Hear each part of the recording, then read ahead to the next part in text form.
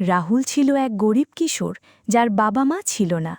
ছোটবেলা থেকেই সে বড় হয়েছে গ্রামের এক বৃদ্ধ কাঠুরের আশ্রয়ে।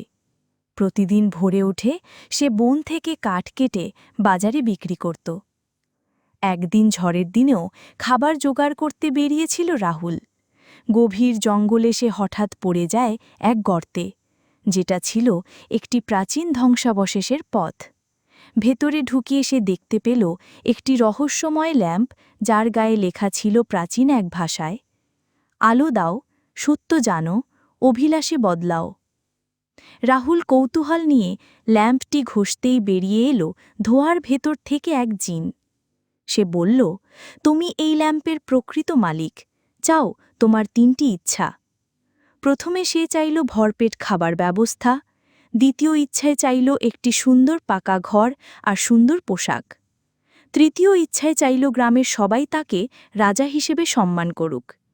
হঠাৎ করেই তার জীবন বদলে গেল।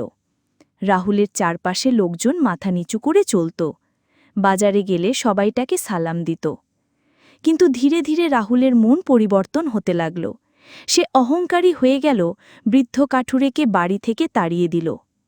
তার পুরনো বন্ধুরা যখন তাকে দেখতে এলো, রাহুল বলল, তোমরা এখন আমার যোগ্য না, চলে যাও। একদিন সেই জিন এসে বলল, তুমি যা পেয়েছ তাতে কৃতজ্ঞ হওনি। এই ল্যাম্প ছিল পরীক্ষার জন্য। রাহুল বলল, তুমি কিছুই নিতে পারবে না। কিন্তু হঠাৎ সবকিছু অদৃশ্য হয়ে গেল, ঘর, খাবার, রাজকীয় সম্মান, সব।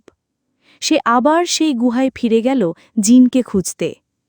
এইবার সে কাঁদতে কাঁদতে বলল, আমি ক্ষমা চাই, এবার আমি সত্যিই বদলাতে চাই।